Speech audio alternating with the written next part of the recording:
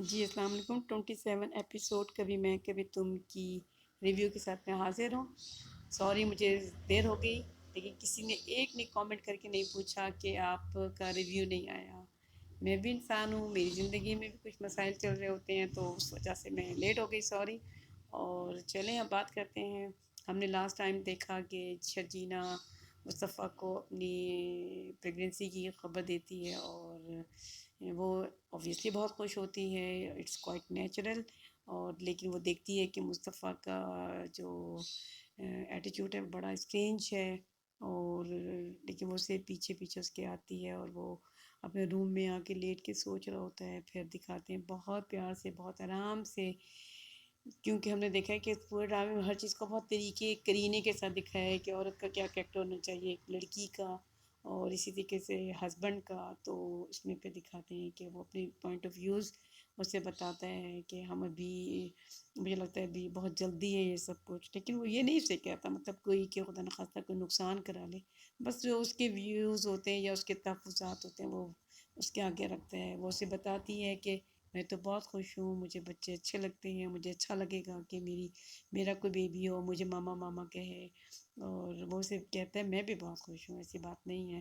پھر ہم نے دیکھا آگے چل کے کہ وہ اس کا خیال کیسے رکھتے ہیں، اور اس کے لیے کیسے کیسی چیزیں کرتے ہیں. بہت چھوٹی چھوٹی ڈیٹیل بھی دکھائی ہے.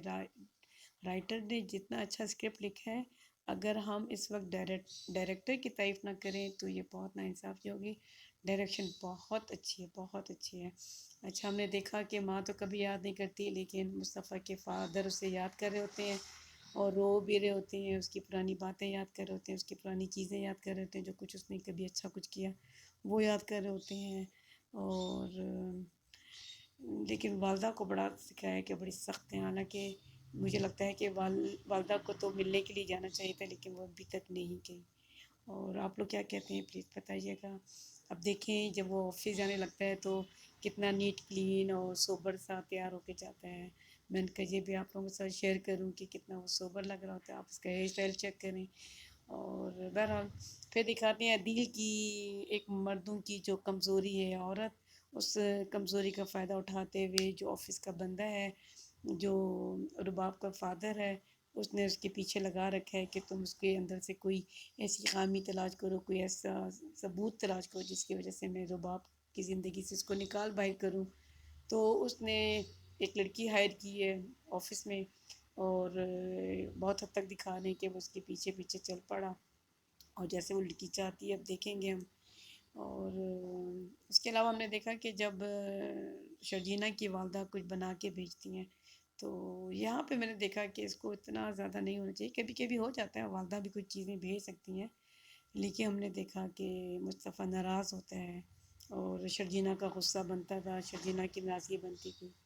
پھر ہم نے دیکھا کہ ایک نئے صاحب انٹر ہوئے ہیں ڈرامے میں، دانش صدیقی صاحب، اور وہ اسے آفر کرتے ہیں تو اس کا وہ یقین ہی نہیں کرتا کہ ایسا بھی ہو سکتا ہے. تو اسی لیے وہ آ کے اس کو کہتا ہے کہ میں نے بات ہی ایسی کی ہے کہ وہ انکار کر دے گا.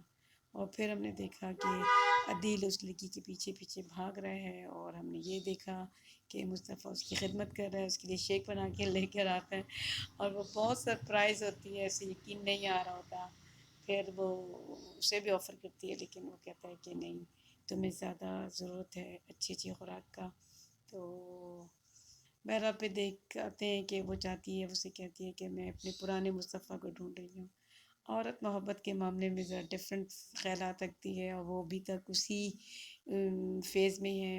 اور جبکہ مصطفیٰ، اس کو ظاہر ہے بیوی تو اچھی مل گئی ہے، گھر اس نے کسی حد تک سیٹ کر لی، لیکن وہ اسے آگے سوچ رہا ہے، یعنی کہ فیوچر کے بارے میں. اس لیے وہ تھوڑا اپسیٹ ہے، کیونکہ ایک خواب اس نے دیکھا تھا جو ٹوٹا، اس کو دکھ ہے. اس لیے پھر دکھا رہے ہیں کہ وہ تھوڑا سنجیدہ چل رہا ہے، ہر چیز کو بڑا سنجیدگی کے ساتھ لے کے چل رہا ہے. اور یہ وہ اسٹوپٹ آدمی ہم کہہ سکتے ہیں جس نے ایک لڑکی ہائر کی ہے. اور بہرحال تو دل صاحب نے برا کیا تو پھر کچھ نہ کچھ تو اس کے ساتھ برا ہوگا. اور پھر ہم دیکھتے ہیں کہ وہ اسے آفر کرتا ہے دانش صدیقی، اور پھر وہ اس کے آفس جاتا ہے. اور ہم دیکھیں گے کہ وہ پہلا سوال یہ کرتا ہے کہ تم بھی مجھے جوسف کی طرح فراڈ تو نہیں کرو گے؟ تو آپ لوگ کو یہ بتائیں کہ وہ پہلا سوال یہ کیوں کرتا ہے. میں نیکسٹ ویڈیو میں آپ کو بتاؤں گی اس کی کیا وجہ ہے. مجھے دیں اجازت، اپنا رکھیں خیال. اللہ حافظ.